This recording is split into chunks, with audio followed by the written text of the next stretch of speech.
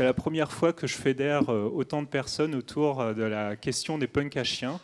Je suis ravi parce que, comme l'a dit Myriam, ça n'a pas toujours été le cas. Quand j'ai commencé ma thèse de doctorat sur la question, je peux vous assurer que j'ai eu des relations un peu tendues avec mon université qui ne considérait pas ça comme un vrai sujet scientifique. Donc voilà, j'ai décidé malgré tout de poursuivre cette aventure. C'était pas simple, c'était pas gagné. Donc pendant quelques années, j'ai fréquenté, non pas en tant que punk à chien, je vais revenir sur cette expression, mais en tant que sociologue maître chien, parce que je suis aussi maître chien en fait. C'est les séquelles de mon service militaire que j'ai fait à une époque où ça existait encore chez les commandos marines. Et je suis devenu maître chien et c'est ça qui a déclenché mon envie finalement de faire des études d'anthropologie d'abord et de sociologie ensuite pour m'intéresser aux sociétés exotiques chez nous, c'est-à-dire d'abord les militaires et après les SDF. Vous voyez, j'ai finalement étudié les deux côtés un peu toujours par chien interposé, parce que j'ai travaillé sur les militaires, les cynotechniciens dans l'armée, puis sur les douaniers en DEA, qui utilisaient aussi des chiens, et j'ai fait ma thèse sur les SDF, parce que j'en avais un peu assez des administrations de l'institution, pour aller étudier ce phénomène. Alors, le défi ce soir, je vous donne les règles du jeu qui m'ont été proposées. C'est que je vais faire juste une micro-présentation de façon à ce qu'on puisse visionner effectivement le documentaire de Florence Gaillard et après qu'on échange et qu'on développe des points que je n'ai pas abordés. C'est un peu frustrant pour moi évidemment parce que je pourrais en parler finalement des heures. Je vais défiler rapidement malgré tout les diapos. Donc ne m'en voulez pas, on reviendra éventuellement après le film là-dessus. Alors je dois juste tester pour voir si je suis fort vous voyez, en mécanique déjà, je pars de loin, hein, en logistique. Ouais, voilà. Alors, on va commencer par le b.a.-ba. Qui sont ces personnes à la rue accompagnées de chiens, juste pour les profiler un petit peu. Globalement, c'est un public, et on le voit bien à Toulouse, où j'en ai repéré déjà beaucoup hier soir au pied de mon hôtel, et finalement j'ai passé ma soirée avec eux, à causer avec eux. Donc public relativement jeune, globalement beaucoup plus d'hommes que de femmes, même si on trouve de plus en plus de jeunes femmes aujourd'hui à la rue avec ces groupes, mais il y a quand même une majorité de propriétaires masculins. Et c'est des individus qui ont pas mal de problématiques diverses et complexes à prendre en charge aussi par les professionnels du social. Donc alcool, drogue et différentes addictions qui rendent encore plus compliqué leur prise en charge. À quoi ressemblent leurs chiens? Alors voilà, vous devez vaguement vous en douter parce que, encore une fois, ils sont assez nombreux à Toulouse. Plutôt des chiens de grande taille, pas de race bien définie. Donc pour ceux qui veulent des détails sur les races de chiens, je vous invite à visiter l'expo temporaire du muséum, hein, qui vous donnera tous les détails techniques là-dessus et de façon à la fois pédagogique et ludique. Là, j'en ressors encore et je suis assez impressionné par ce travail et ce travail de passation qu'a fait le muséum. Là, c'est une petite provocation, mais quand j'ai un micro, j'en profite. Juste pour contredire un peu trop ce qu'on peut lire rapidement dans les journaux. Mais moi, qui ai tourné dans toutes les zones de France et un peu en Europe également, globalement, je peux affirmer que ce sont des animaux qui sont rarement agressifs ou dangereux et généralement bien traités. Je le dis de façon un peu brutale comme ça, on pourra discuter et affiner si vous voulez tout à l'heure pour me contredire et ça alimentera le débat sur qu'est-ce qu'on appelle l'agressivité, qu'est-ce qu'on appelle la bientraitance ou la maltraitance. Et voilà, ça permettra d'enrichir vos réflexions. Donc prenez des notes, dites tiens, je vais interroger Blanchard parce que je ne suis pas d'accord avec lui. Voilà, on en rediscutera tout à l'heure. Alors, pourquoi ont-ils des chiens ? C'est une question, comment dire ? C'est une question un peu étonnante parce que s'il y a des propriétaires de chiens ou chats dans l'Assemblée, c'est une question qui va de soi quand on est propriétaire. Sauf que quand on s'intéresse à ces publics, il y a toujours quelqu'un à dire « Ah ouais, mais eux, ils ont déjà suffisamment de problèmes. Pourquoi, en plus, ils ont des chiens ?» Eh ben, ils ont des chiens pour un peu les mêmes raisons que les propriétaires socialement intégrés. Mais ça se rajoute à ça, évidemment, des réalités de la vie dans la rue qui expliquent aussi en quoi cette présence complète finalement les raisons classiques d'être propriétaire. D'abord, le chien, c'est un auxiliaire fonctionnel. Ça veut dire que voilà, ça peut être un compagnon dissuasif. C'est-à-dire vous avez moins de chances de vous faire embêter. Alors, j'essaye d'être poli parce que je suis filmé, donc je ne peux pas dire n'importe quoi, je ne veux pas dire de gros mots, ça tourne ma tête. Donc ne pas être embêté quand on a 3-4 chiens, parce que la vie dans la rue, évidemment, est assez violente, assez complexe, donc ça préserve. Le chien est une alarme, je dis bien alarme et pas arme, parce que le chien permet de... disons, compenser les absences éventuelles du maître. C'est-à-dire, souvent, c'est des maîtres, comme je l'ai dit, qui peuvent avoir pas mal d'addictions. Donc, le chien est une sorte de vigie permanente. C'est un chauffage sur pattes, évidemment, parce que voilà, ça dépend où vous vivez dans la rue. Et l'hiver, même si le réchauffement climatique tend à nuancer ses propos, peut-être, mais il fait relativement froid. Donc le fait d'avoir des chiens permet de faire office aussi de chauffage. J'ai beaucoup d'informateurs qui vivent avec leurs chiens dans leur duvet l'hiver. Un réconfort affectif, ça c'est valable pour tout propriétaire ici présent. Les gens peuvent comprendre ce que signifie cette dénomination, mais c'est d'autant plus vrai pour des publics à la rue qui ont souvent eu des parcours justement familiaux, notamment dans leur enfance assez chaotiques, et qui ont souvent des manques affectifs. Hier soir, je l'ai encore constaté, j'interrogeais une personne voilà, au pied de mon immeuble qui avait 4 chiens et elle m'expliquait que voilà, ces 4 chiens, c'était sa famille et ils étaient tout pour lui. Voilà, ces mots en tout cas. Donc, réconfort affectif. Une borne biographique, ça veut dire que c'est souvent des gens qui ont des parcours de vie assez monotones, en tout cas des quotidiens assez monotones, même dans leur déambulation dans la ville. Et les addictions contribuent parfois à faire qu'un jour ressemble à l'autre et on a un peu de mal à se repérer dans l'espace-temps. Le chien borne un petit peu cet espace-temps. Et moi, j'ai une bonne partie des propriétaires à la rue que je rencontre sont capables de me dire le nom de mon chien, enfin le père de mon chien s'appelait un tel, il est mort il y a tant d'années.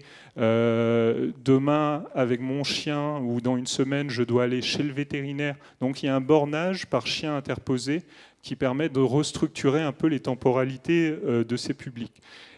C'est un vecteur d'empathie parce que, évidemment, on peut avoir peur des chiens et, disons, trouver ces publics un peu suspects et s'en méfier.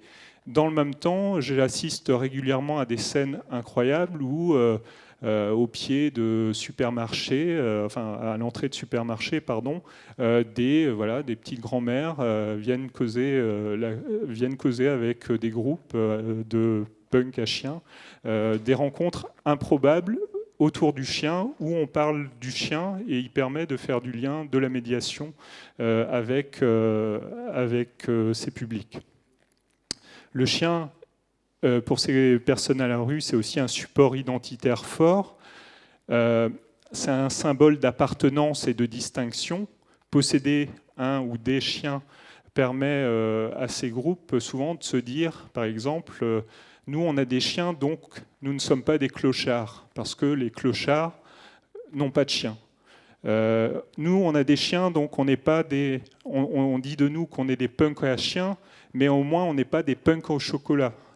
Ils me disent souvent ça, punk en chocolat, c'est les publics souvent un peu plus jeunes qui viennent l'été à la rue pour un petit peu fréquenter ces groupes. Prendre un chien, ça ancre dans la rue et ça finit par créer une forte identification à un groupe à la marge.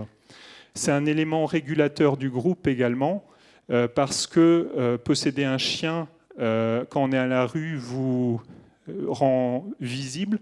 Donc si vous êtes maltraitant, c'est pour ça qu'il y a souvent cette question de la maltraitance à la rue, parce que évidemment ils sont très visibles, donc tout à chacun peut, en cas de gestes déplacés, etc., crier à la maltraitance.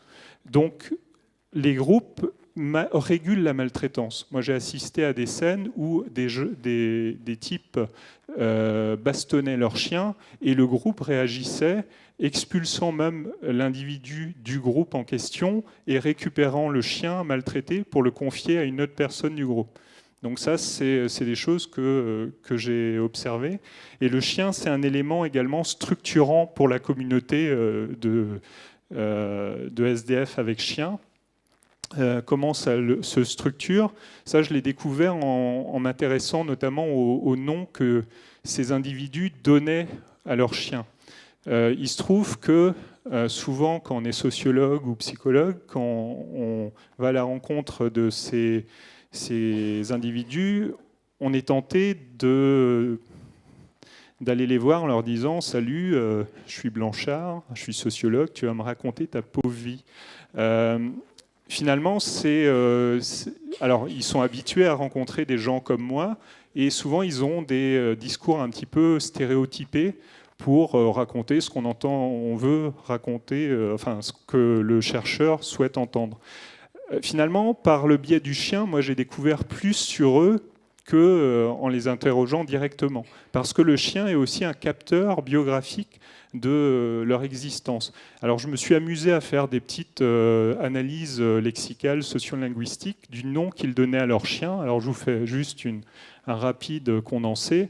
Par exemple, je retrouve régulièrement le champ lexical de la survie, qui ramène à des réalités vécues. Alors Alien, Dracula, Dexter, Phoenix, qui sont des noms de personnages de séries souvent ou de romans, etc., qui sont des survivants, hein, comme eux. Champ lexical de l'enfance, c'est étonnant parce que souvent ce sont des personnes qui ont eu, comme je l'ai dit, des enfances extrêmement chaotiques. Une bonne partie d'eux sont passés par la case ASE, donc l'aide sociale à l'enfance, et pourtant ils donnent à leurs chiens des noms qui renvoient à cette enfance idéalisée. Champ lexical également de la transgression. Alors là aussi, ils sont des provocateurs, hein, ils aiment bien parfois choquer le passant en rappelant que leur chien il s'appelle pas Titi ou Milo comme le mien. Mon chien s'appelle Milo.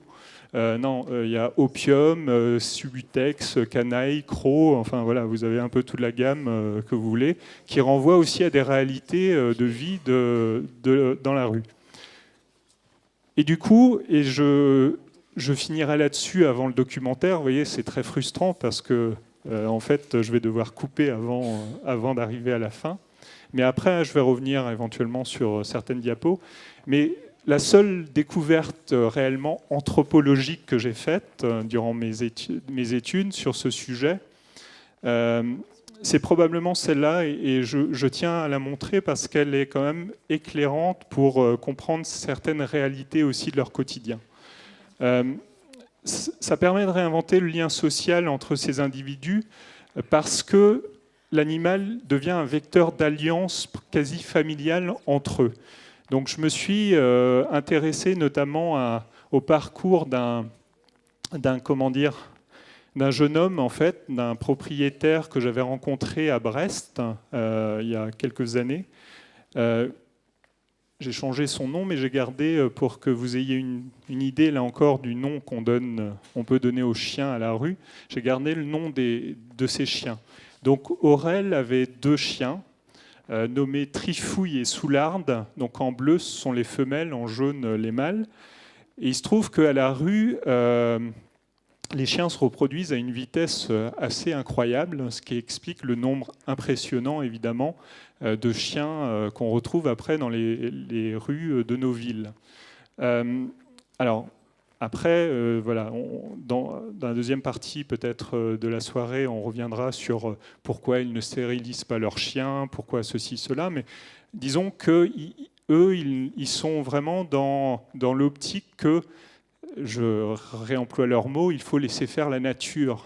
Nous sommes libres, ils sont libres de faire ce qu'ils veulent, etc. Sauf que ça crée évidemment une production de chiots assez conséquente.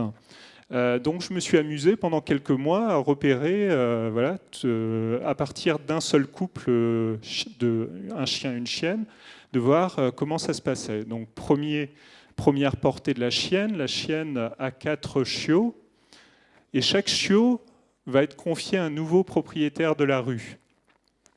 Donc voilà, le temps passe, etc. Quelques mois après, la chienne, de nouveau, a une portée, nouveau chiot, confié à une nouvelle personne de la rue. Le chiot va grandir, très vite va faire aussi une rencontre dans la rue avec un berger allemand à 3 pattes appelé Croc, qui va donner, là encore, 2 chiots qui vont être confiés à 2 personnes de la rue, et ainsi de suite. Là, je l'ai fait 4 fois parce que mon écran était trop petit. Mais en réalité, cette généalogie est beaucoup plus large que ça. Vous pouvez voir qu'à partir d'un seul couple avec 2 propriétaires, on retrouve presque tout à coup, au bout de 2-3 ans, des 10 nouveaux propriétaires. Et non seulement ces chiots ont de nouveaux propriétaires, mais dans ce cas de figure, ils avaient également un parrain et une marraine, c'est-à-dire des humains. Parfois on s'y perd, mais donc un parrain et une marraine. Et chaque propriétaire était capable de me dire: le parrain de mon chien, c'est un tel, et actuellement un tel, il se trouve à tel endroit en France. La marraine de mon chien s'appelle une telle, et elle se trouve là. Donc vous voyez, des gens qu'on parfois, un peu rapidement, on peut considérer comme sans lien ou sans lien avec les autres, ou individualistes ou solitaires, etc. Par chien interposé, il crée non pas des amitiés, parce que notamment ce propriétaire, il m'expliquait, dans la rue, il y a très peu d'amis, mais il y a des connaissances. Par contre, une connaissance qui reçoit un don, hein, en anthropologie on parle de don contre don, ça crée une sorte d'alliance de fait pour celui qui l'a reçu, puisque tous ces chiens ont été confiés et donnés gratuitement. Donc ça crée, voilà, une alliance familiale qui est extrêmement forte entre ces individus par chien interposé. Et encore aujourd'hui, quand je me déplace un peu partout en France, je trouve par chien interposé, des connaissances voilà, que j'ai pu faire ailleurs. Et hier soir, c'est assez drôle parce que je ne connaissais pas la personne avec qui j'ai discuté. Par contre, son chien avait effectivement un parrain que j'avais rencontré à Lille il y a 2-3 ans. Donc il m'a dit: ah oui, le parrain de mon chien, c'est un tel, etc. Donc vous voyez, ce sont des gens quand même finalement qui arrivent à structurer, à reproduire finalement des systèmes de parenté symboliques, mais des systèmes de parenté qui sont d'un classicisme terrible, puisque papa, maman, le chien, le parrain, la marraine. Donc ces gens qu'on voit comme des extrêmes rebelles à la société, etc., finalement, ils sont aussi dans la reproduction classique de normes qui peuvent être les nôtres.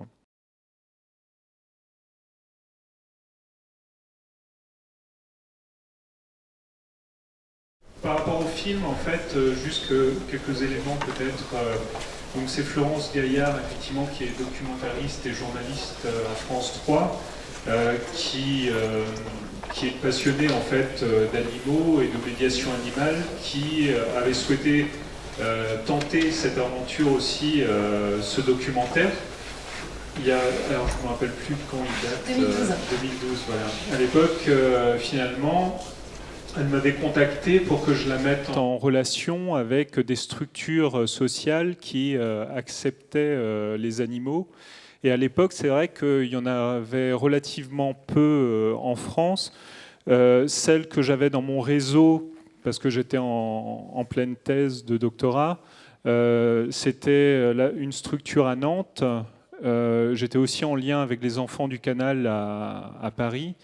Donc voilà comment a débuté cette aventure. Mais là encore, quand elle a essayé de proposer ce projet à la fois à la chaîne et à la fois éventuellement aux financeurs pour des soutiens financiers pour que ce projet puisse se concrétiser, ça a été un vrai parcours du combattant, parce que finalement ce qui lui était renvoyé, c'était un petit peu ce que j'avais entendu durant toute une période de mes recherches, c'est vraiment pas un sujet très sérieux, c'est un peu périphérique, donc on ne va pas mettre d'argent là-dedans. Donc voilà, elle a réussi finalement à faire aboutir ce projet.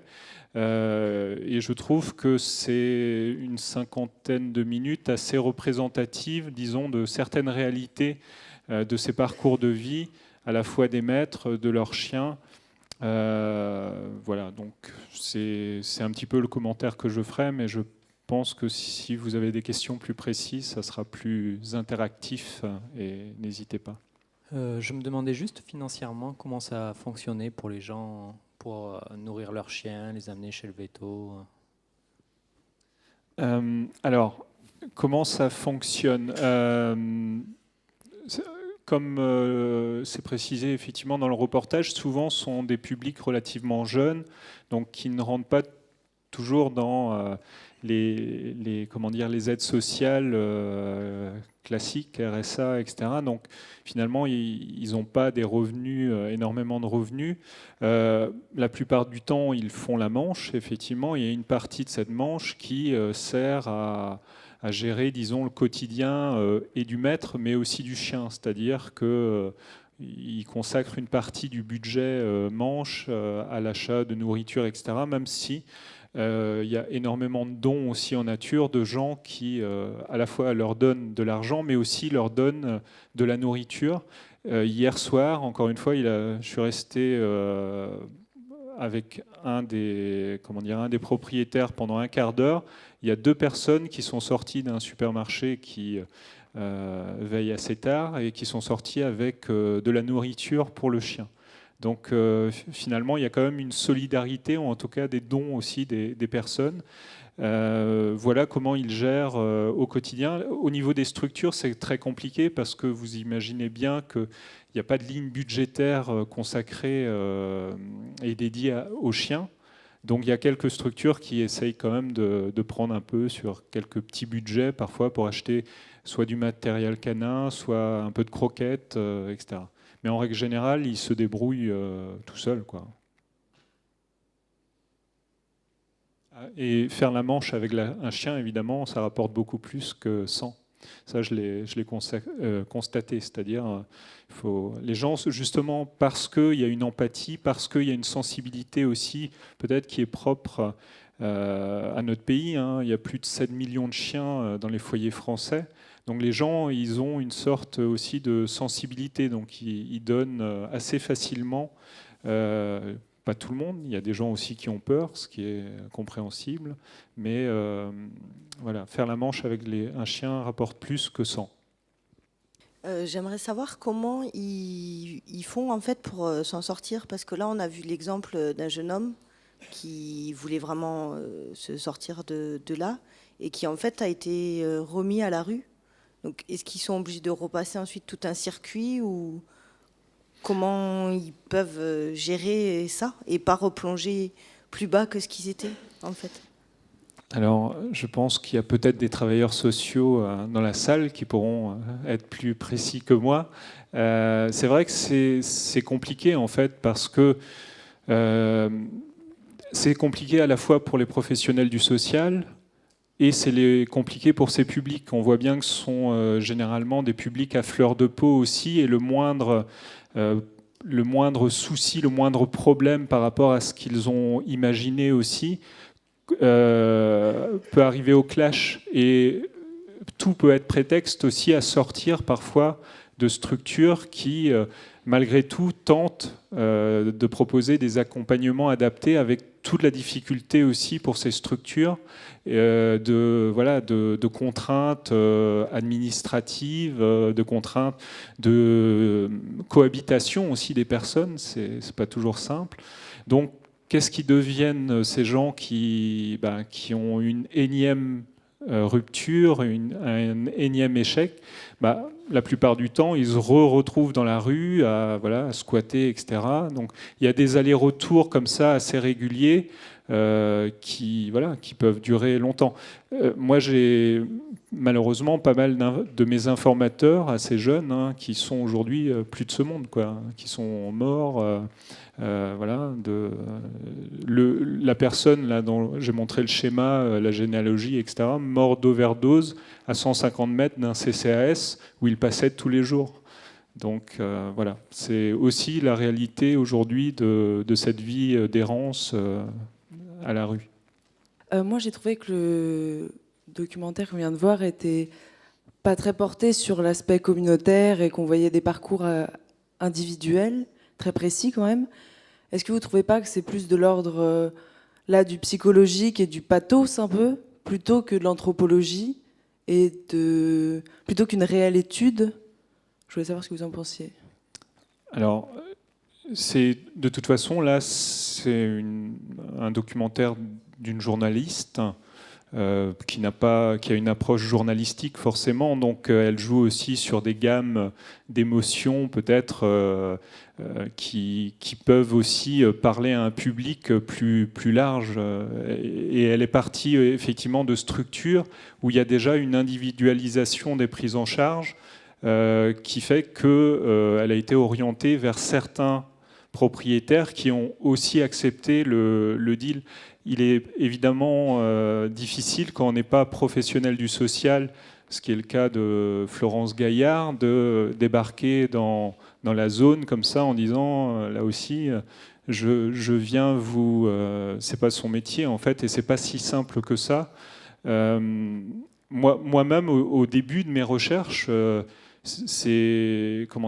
j'avais une réelle appréhension. Pourtant, j'ai travaillé avec des publics qui étaient bien plus coriaces et bien plus violents avec leurs animaux que ces groupes. J'ai travaillé avec des militaires, des cynotechniciens qui dressaient des chiens de guerre. Je l'ai fait pendant 10 mois aussi, donc je connais cette réalité. Et pourtant, lorsque les premiers pas que j'ai faits dans la zone, moi qui ne suis pas à la base pro du social et qui ne connaissais absolument pas cet univers, si ce n'est que, comme n'importe quel habitant, je rencontrais ces groupes, j'avais un peu les chocottes. J'avais les chocottes des individus, dont je me faisais aussi une image un peu... c'était le sens commun qui marchait comme tout à chacun. Mais j'avais aussi un peu une crainte par rapport aux chiens, en fait. Alors que je suis maître chien et j'ai dressé des chiens militaires, encore une fois, qui étaient dressés pour tuer. Mais j'appréhendais, je me disais, c'est bizarre, est-ce qu'ils gèrent réellement leurs chiens? Est-ce que si...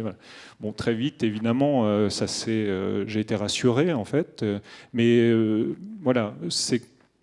son approche est journalistique, donc forcément un peu biaisée. Mais je me dis, par rapport à tout ce qu'on peut lire, régulièrement dans les journaux, qui est un petit peu l'unique filtre de connaissances qu'on peut avoir sur ces publics quand on n'est pas pro du social, je me dis que ça fait du bien de temps en temps d'avoir un contre...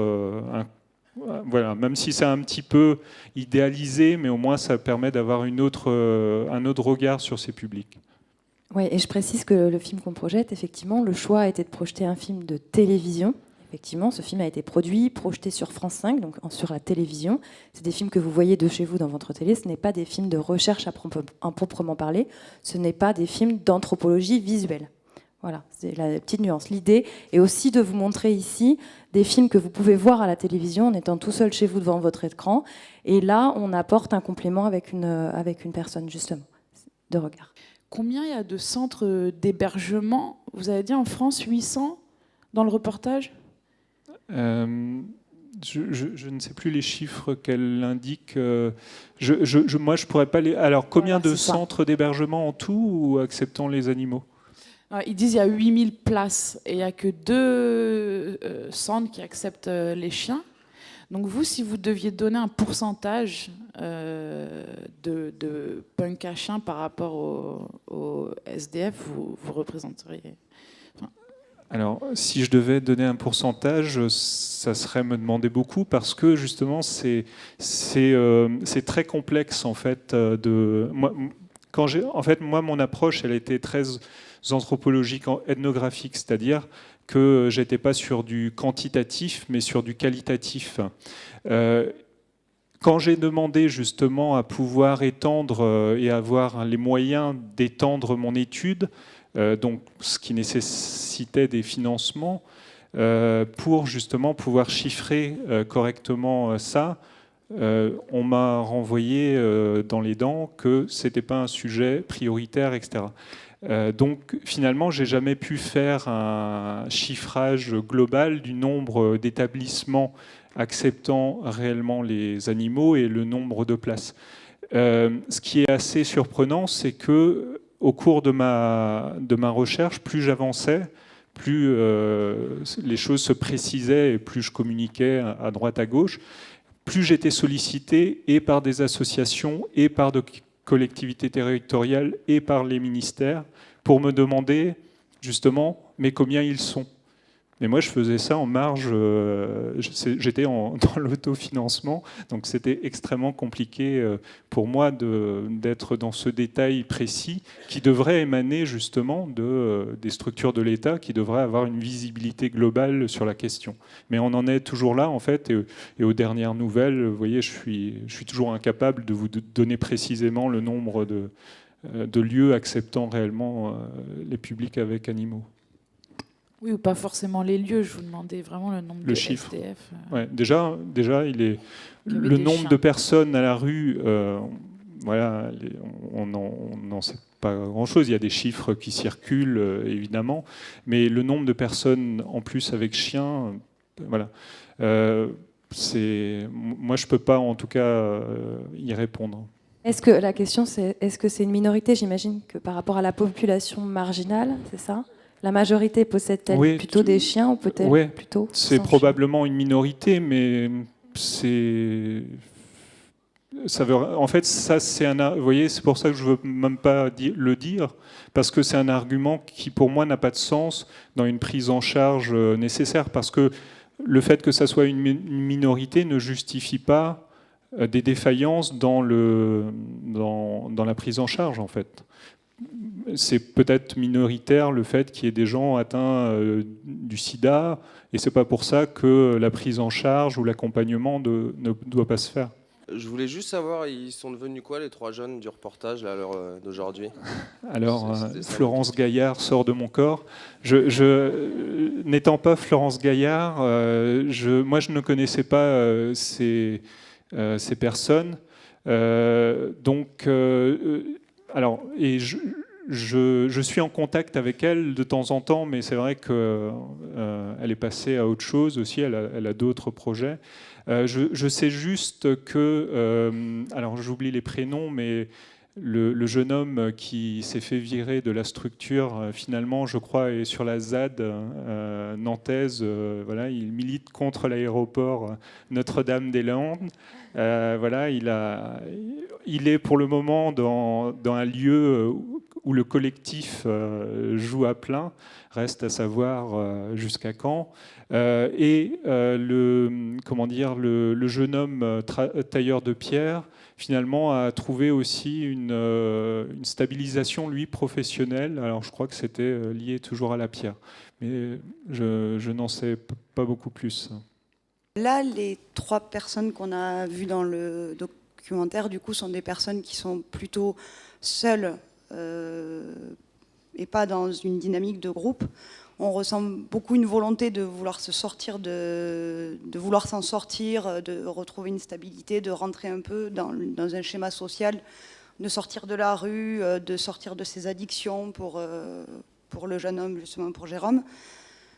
Comment ça se passe dans le cadre d'un... Est-ce que c'est déjà quelque chose qu'on retrouve assez souvent dans ces personnes qui sont punk à chiens isolés et comment ça se passe quand on est dans des groupes, dans des structures de punk à chiens qui sont plus en groupe, quoi, à nombreux dans la rue? Est-ce que la dynamique les pousse vers le haut ou au contraire, est-ce qu'ils se...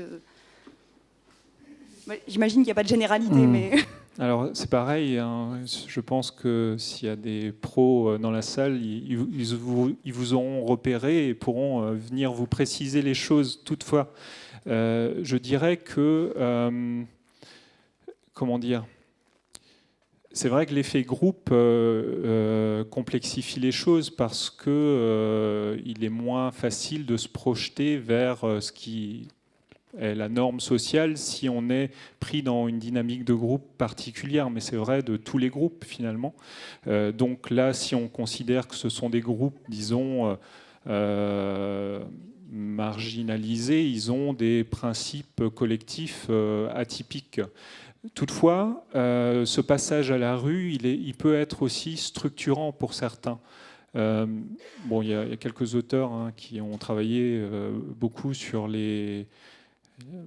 Voilà, une dénomination que je conteste désormais aussi, mais les jeunes en errance.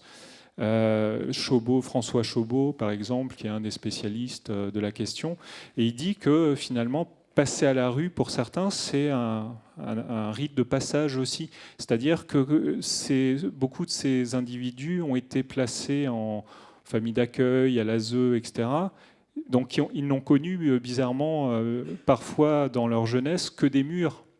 Et il y a des choses qui parfois sont de l'ordre du fantasme de la liberté. Et ils ont besoin de passer aussi par la rue pour parfois revenir, comme on le voit avec, j'ai oublié son prénom, le jeune homme qui est devenu ou qui souhaite devenir tailleur de pierre. Voilà. En fait, je me posais une question. Vous avez dit que vous avez travaillé avec l'armée pendant 10 mois avec le maître chien.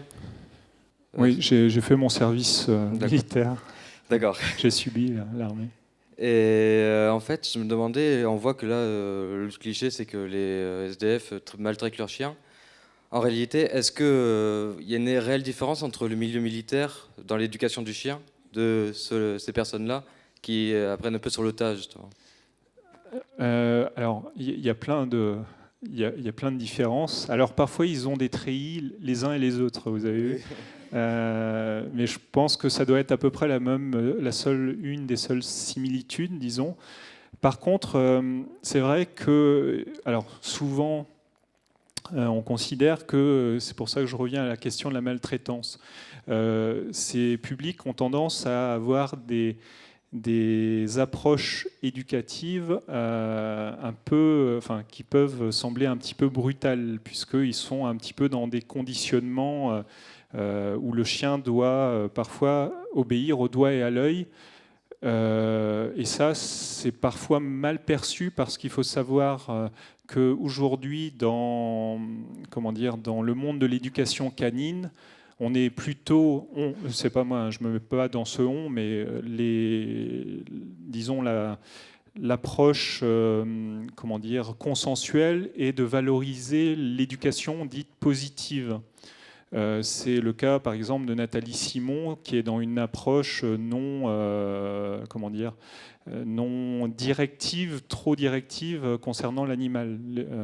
Voilà. Donc, dans la rue, parfois, il est nécessaire d'avoir des types d'éducation un peu plus brutales, strictes, parce que la réalité et l'environnement de la rue provoquent ça aussi, engendre ça. C'est-à-dire que moi, j'ai rencontré beaucoup de propriétaires, enfin notamment un que j'ai en tête, qui avait perdu 2 chiens qui s'étaient fait écraser, des chiots. Et donc, du coup, il avait appris du groupe, à travers le partage d'expériences, à éviter que ça ne se reproduise. Et pour ça, il avait une méthode un peu surprenante, c'est que quand le chiot commençait à pouvoir sortir avec lui tranquillement, il ne lui mettait pas de laisse, mais il le prenait par la peau du dos et il le jetait contre les voitures garées, simplement pour qu'il assimile le fait qu'une voiture égale danger. Et il me disait, avec cette technique, mon chien, comme ça, ne traversera pas comme ça et sera toujours un petit peu craintif. Ça vaut ce que ça vaut, mais c'est des techniques, encore une fois, qui existent dans la rue. Il y a des savoir-faire et des compétences un petit peu appris sur le tas qui se transmettent. Un autre exemple, peut-être un peu moins brutal, un de mes informateurs m'expliquait que lui, bon, il était régulièrement ivre. Et du coup, il vivait en camion. Mais son camion, ça fait longtemps qu'il ne pouvait plus mettre de gasoil dedans. Donc c'était sa résidence immobile, disons. Et il se retrouvait parfois, c'était à Montpellier ça, il se retrouvait dans des coins de Montpellier. Il ne se rappelait plus où il avait mis son camion, évidemment. Enfin, son camion, il savait vaguement où il était, mais dans l'état d'ébriété dans lequel il était, il ne pouvait pas y revenir seul. Donc il mettait ses 2 chiens avec une grande longe en traction, et il disait aux chiens, au camion, et les chiens le ramenaient à la maison, en fait. Oui, j'aimerais votre éclairage. Moi, j'avais le sentiment, quand je voyais ces chiens, d'avoir des chiens très jeunes et des chiens soumis globalement dans leur comportement. Et je me posais la question, alors effectivement j'entends bien, il n'y a pas de maltraitance. Est-ce qu'on constate une espérance de vie Est-ce que c'est un hasard si j'ai l'impression de ne voir que des chiens plutôt jeunes, c'est-à-dire autour de entre 1 et 3 ans? Et est-ce que, en fonction de vos développements antérieurs, est-ce que avoir un chien, c'est-à-dire assumer cette responsabilité-là, et si elle est bien assumée, si le chien est bien traité, est-ce que ça permet à son maître de ne pas dériver complètement? Est-ce que c'est un facteur favorable pour limiter des dérives? Parce qu'on se dit, si il est tout le temps alcoolisé ou dans les vapes à un titre ou à un autre, il y a un moment, le chien ne peut qu'en souffrir. Il y a un seuil en dessous duquel ça deviendra dangereux pour le chien, en plus d'être dangereux pour le maître. Est-ce que ça reste un facteur, une espèce de bouée qui limite la descente, selon vous? Alors, moi, je commence par la deuxième partie. Moi, ce que j'ai pu constater, c'est qu'effectivement, le discours tenu, par exemple, dans le documentaire par les différents protagonistes, je le retrouve assez systématiquement. C'est-à-dire qu'ils m'expliquent que s'ils n'avaient pas eu leurs animaux, ils auraient plongé beaucoup plus bas, voire ils se seraient suicidés. Alors, encore une fois, moi je ne suis pas dans leur tête, c'est de l'ordre de leur discours et de la façon dont ils retracent aussi leur relationnel avec l'animal. Globalement, je dirais que c'est plutôt juste parce que le fait d'avoir... alors moi je ne suis pas psy, mais il me semble pour des gens qui ont un problème aussi avec... comment dire, un problème de confiance et un problème de valorisation d'eux parce qu'ils ont eu quand même beaucoup d'échecs dans leur existence. Le fait de pouvoir avoir... C'est pour ça qu'il y a l'autoritarisme de certains maîtres a aussi une explication. Quand vous avez un être vivant qui vous obéit bien, c'est aussi valorisant pour l'ego. Moi, j'ai rencontré plutôt des gens qui étaient sérieux, enfin, sérieux, qu'est-ce que sérieux disons, cohérents, disons, avec leur approche par rapport à l'animal, et surtout, ils étaient dans un discours bienveillant. Les quelques cas extrêmement négatifs, comme je l'ai dit en introduction, souvent sont régulés par le groupe lui-même, mais plus que par le groupe, par les individus aussi. Hier, j'ai rencontré donc différentes personnes. Donc, je pourrais vous montrer les spots où sont ces personnes. Vous verrez qu'il y a des chiens bien plus âgés que 2-3 ans. Il y avait une des personnes que j'ai rencontrées. Il avait 4 chiens. L'aîné, enfin le chien le plus vieux, la chienne la plus vieille avait 11 ans. Donc, ça veut dire que voilà. Cette chienne avait eu un fils qui était là, qui avait 8 ans, je crois.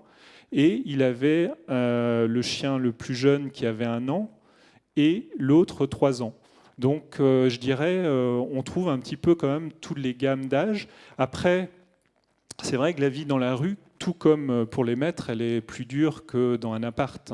Et comme ce sont des chiens assez gros, type berger, moi, avec mon expérience d'ex-militaire repenti, on avait des chiens qui vivaient dehors en chenil et qui vivaient jusqu'à 8-9 ans. Donc les chiens dans ces conditions vivent aussi un peu moins longtemps probablement que des chiens dans un confort, disons, un peu plus classique. Dans le reportage, on n'aborde pas s'il y a des femmes. Je souhaitais savoir quel était le pourcentage de femmes au niveau national. C'est pareil, je serais bien en peine à vous donner des statistiques que je ne possède pas et qui n'existent pas. Et quand elles n'existent pas, je vous dis, aujourd'hui, l'administration se retourne vers moi pour me demander la même chose, en fait. Donc c'est assez paradoxal. Encore une fois, je m'en réfère aux professionnels éventuellement de l'Assemblée, mais le constat que je fais, moi, dans mes recherches, c'est que le pourcentage de femmes dans des groupes est bien moindre que celui d'hommes, et les femmes propriétaires de chiens également, en fait. Donc voilà, mais je suis dans l'impossibilité de vous donner des chiffres. Alors moi, c'est pas une question, c'est pour répondre du coup en termes de chiffres, parce que je fais une recherche sur les femmes SDF, et il y a des chiffres, en tout cas de l'INSEE, qui dit qu'il y aurait 2 femmes sur 5 qui seraient SDF. Enfin, 2 femmes sur 5 personnes SDF. Et par contre, la façon dont elles vont plutôt se cacher, en fait, donc c'est vrai qu'elles sont un peu moins visibles dans l'espace public, et voilà, c'est ce qui fait qu'on les voit aussi moins. Bon, après, il y a tout plein de travaux là-dessus, mais pour répondre un peu à la question, voilà. Oui, au sujet des femmes, on rencontre dans Toulouse une jeune femme qui a l'air de faire dog-sitter l'après-midi en particulier. C'est-à-dire qu'elle a à peu près... Elle est connue. C'est bon ça. Alors ça m'amène à vous demander, est-ce qu'à Toulouse, vous avez dit un peu ça tout à l'heure, il y a des particularités? Est-ce qu'il y a des différences régionales dans cette société? Alors, merci. Je ne sais pas si la dog-sitter est dans la salle. En tout cas, il y a des réponses. Non, voilà. Quelqu'un pourra en parler de cette personne, si jamais? Voilà, donc vous connaissez cette personne. Voilà, comme quoi des fois ça se recoupe. Par contre, les différences régionales, alors elles sont liées évidemment aussi à la météo. Et des transhumances aussi liées aux saisons. Il y a plein de paramètres en fait. Il est plus agréable parfois de se retrouver peut-être disons l'été à Toulouse ou à Montpellier que l'été à Brest. Je viens de Brest, hein, c'est pas pour faire de l'anti-finistérien primaire, mais c'est vrai que même l'été à Brest, parfois le temps est pas génial. Disons, il y a plusieurs moments de beau temps dans la journée, quoi, mais voilà, c'est entrecoupé d'averses. Donc il y a des villes qui sont attractives. Et les villes du Sud, évidemment, le sont. Mais il n'y a pas que l'attractivité liée au temps, il y a aussi la réalité de la gestion politique des villes. C'est-à-dire qu'il y a, il y a des arrêtés quand même municipaux extrêmement restrictifs suivant les villes concernant ces populations. Donc ces publics sont évidemment sensibles et victimes de ces arrêtés. Il y a pourtant des villes attractives comme Rennes. Il y a des arrêtés municipaux extrêmement restrictifs qui conduisent assez régulièrement les publics à devoir s'externaliser de la ville parce qu'ils sont systématiquement contrôlés, etc. Donc c'est à la fois la météo et à la fois la posture de la municipalité par rapport à ce phénomène, encore une fois, qui n'est pas simple à gérer. Mais voilà, la gestion en règle générale de l'espace public, de toute façon, n'est pas simple pour les politiques. Je voudrais que vous nous donniez, si c'était possible, quelques éclaircissements sur ce que vous appelez le punk à chien. Parce que, bon, le punk, c'est quelqu'un qui est adepte du nihilisme. Or, ces jeunes-là sont pleins d'amour, sont l'inverse du punk, en fait. Alors, je réponds juste un tout petit peu sur le titre qui est proposé ce soir. Ah oui, mais alors, juste le Nous Punk à chien, effectivement, c'était pas une catégorie. C'était vraiment une appellation qu'on a entendue plein de fois.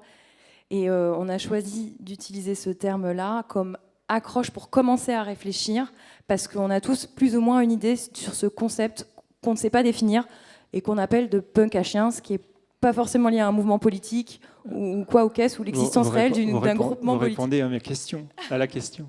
Non, mais je donne juste comment on a réfléchi. Non, mais c'est comment dire. Alors ce titre n'est pas de moi, voilà, je tiens à le préciser.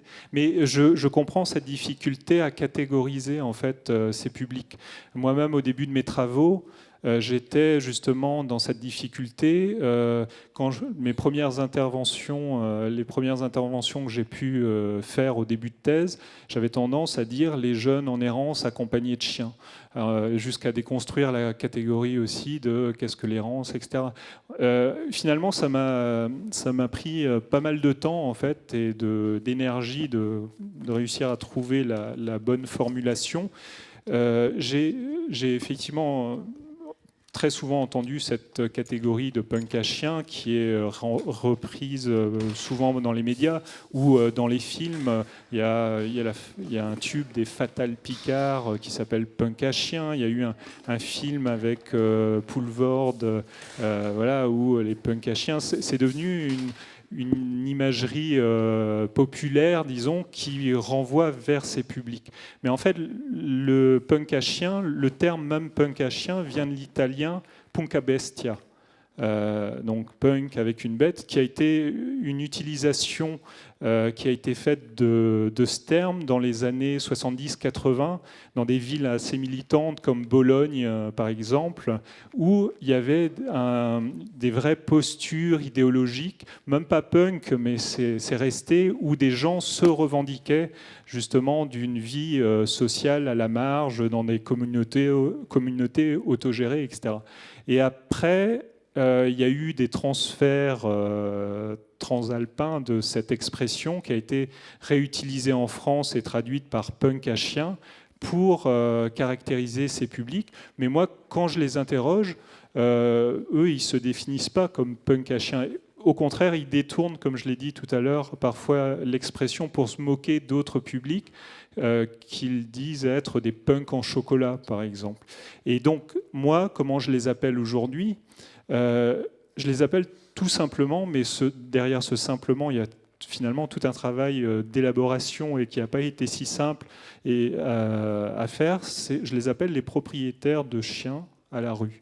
Parce que pour moi, ils sont propriétaires et en les appelant propriétaires, on renverse un petit peu la question et on renvoie aussi ces publics à ce qu'ils sont, c'est-à-dire le chien étant toujours considéré comme un objet sensible, certes, mais un objet dont vous êtes propriétaire. Et là, on se rappelle toujours qu'ils sont propriétaires quand il y a un incident en fait avec eux. C'est-à-dire qu'on se retourne vers le propriétaire quand le chien mord, ou, etc., etc. Donc, propriétaire, je trouve que ça caractérise bien mieux que toutes les dénominations un petit peu étiquetantes qu'on peut faire d'eux. Donc, pour moi, ce sont des propriétaires. Et après, je rajoute à la rue, etc. Je me demandais s'il y avait eu une évolution dans les 5-10 dernières années de la population des punks à chiens. De mon côté, j'ai l'impression qu'il y en a un peu plus, mais c'était pour voir de votre côté. Alors, une deuxième question, pardon. Aussi, c'était pour l'origine sociale de ces gens qui sont dans la rue. Vous les décrivez plutôt comme des gens qui sont passés par des foyers ou donc des jeunesses difficiles. Est-ce qu'il y a aussi plutôt des catégories de aisés ou un peu plus maintenant peut-être, je sais. Alors, première question, est-ce qu'il y en a plus ou moins c'est dur à dire parce que ils peuvent bouger en fonction justement des réalités politiques territoriales du moment. Hier, j'ai rencontré, donc, parmi le groupe des personnes avec qui je suis allé discuter, j'ai rencontré encore un homme assez jeune, qui venait d'arriver, qui était déjà passé par Toulouse, qui était reparti de Toulouse, et là qui revenait de Tours et de sa région parce que voilà, il estimait que désormais il y avait une pression politique trop forte, c'est-à-dire les flics ont des consignes, etc., etc. Donc il revenait sur Toulouse. Donc c'est difficile de voir, puisqu'il n'y a pas de chiffres, de savoir si cette évolution est à la hausse ou à la baisse. Ce qui est sûr, c'est que vu le fonctionnement dans leur logique de groupe par rapport aux chiens et aux portées, etc., c'est qu'il y a toujours beaucoup de chiens dans la rue, mais beaucoup, ça ne veut pas dire non plus des millions, en fait. Dans les foyers français, il y a 7 millions de chiens, mais je dirais, voilà, si vous voulez des chiffres, mais voilà, à la louche, en faisant un assemblage très approximatif de chaque ville, etc., on est à quelques milliers, en fait, de chiens, donc à la rue. Donc c'est pour ça que ça me met en colère, parce que depuis toutes ces années, et le phénomène existait avant que je m'y intéresse, les choses ont très peu évolué en fait dans les prises en charge. Chacun essaye à son niveau de trouver des solutions, c'est-à-dire il y a plein de bonne volonté au niveau des assos, au niveau des structures, et il y a des solutions ponctuelles mises en place. Mais il n'y a pas de réflexion globale qui permettrait de faire avancer le schmilblick. Ça, c'était la première question. Il y en avait une deuxième, je suis désolé. Ah, l'origine sociale.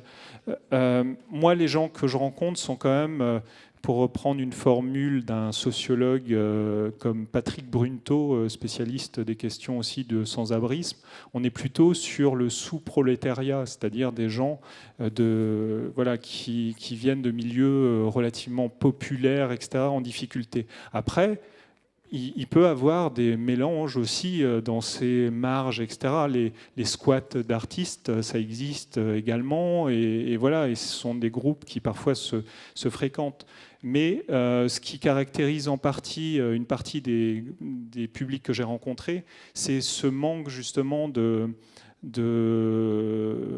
solidité familiale qui permettrait de temps en temps d'aider la personne, en fait. Moi, c'est mon expérience de chercheur. Encore une fois, il y a des professionnels qui bossent tous les jours avec eux qui pourront être plus nuancés, probablement.